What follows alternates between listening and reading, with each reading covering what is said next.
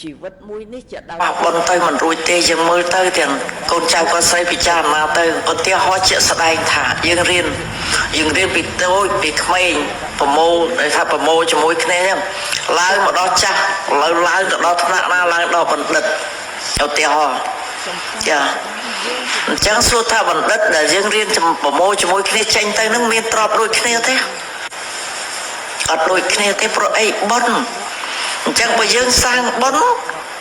សំបនធ្វើទានបារមីនេះដែលមកនេះអញ្ជើញមកចូលរួមបននេះហើយទានបារមីដ៏ធំនេះ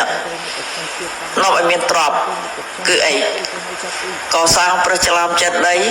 សម្គាល់សេរីធាតុដែលទិដ្ឋានពីយើងអត់ទៅដល់កសាងនៅស្រុកយើងមនុស្សលោកយើងដើម្បីគ្រប់បូជាតម្កល់សេរីធាតុវិសេសវិសាលរបស់សម្ដេចថាបុណ្យមហាសាលមានឥតណាមហាឥទ្ធិឫទ្ធិមហាដេជាមហាភោគទ្រព្យសម្បត្តិមហាលៀបសក្ការៈមហាគឺថាច្រើនមែនទែនដែលព្រះអង្គមានអីយើងមាននឹងដែរដែលតម្កល់ធាតុព្រះអង្គគ្រប់បូជាអញ្ចឹងបុណ្យមហាសាលនេះទានបារមីនេះនាំយើងមានទ្រព្យមហាសាលខ្លាំងមែនទែនកសាងបត្រៃបិដកចាងពីត្រៃបិដកក៏បុណ្យមហាសាលធ្លាប់លើកអស់ហើយញឹកញាប់ហើយកសាងពុទ្ធរូប 84000 ព្រះអង្គកសាងបត្រៃបិដកក៏មានដេជះបារមីមានបញ្ញាកសាងពុទ្ធរូបក៏មានដេជះបារមីក៏មានបញ្ញាណាហើយចាយកម្ពីបត្រៃបិដកកសាងប្រាសាទនឹងមានផ្ទះនៅវិមាននៅដ៏ល្អប្រណិតមានសេចក្តីសុខចម្រើនមិនថាបុណ្យច្រើនណាស់អញ្ចឹងបុណ្យនោះខុសគ្នាទេណា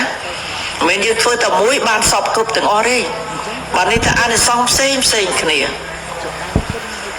កថានៅអានិសង្សយ៉ាងម៉េចចាយកម្ពីយ៉ាងម៉េចអានិសង្សគឺថាព្រះអង្គសម្ដែងគ្មានធម្មទានណាដែលឈ្នះជាងធម្មទានចាយកម្ពីបត្រៃបិដកដែលឈ្មោះថាទ្រទ្រង់ពុទ្ធវចរៈនេះទេចាឈ្មោះថាទ្រទ្រង់ពុទ្ធសាសនាឈ្មោះថាឲ្យសេចក្តីសុខដល់ឲ្យព្រះនិព្វានអត់ដល់ទេដល់ប្រាសាទ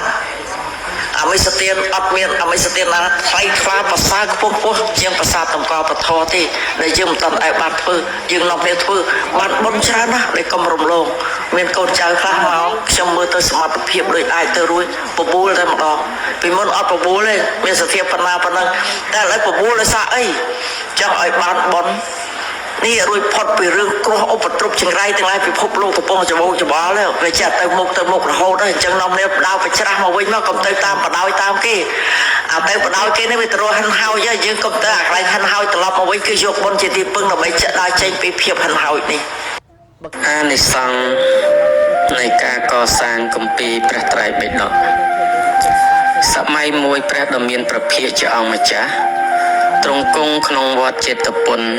មហាវិហារក្រុងសាវត្ថីដែលជាអារាមរបស់អនាថបណ្ឌិកសេដ្ឋីគ្រានោះឯងព្រះធម្មសេនាបតីសារីបុត្រដ៏មានអាយុប្រាថ្នានឹងឲ្យព្រះសម្មាសម្ពុទ្ធប្រោះប្រទាននៅធម្មទេសនាសម្ដែងអំពីអានិសង្ស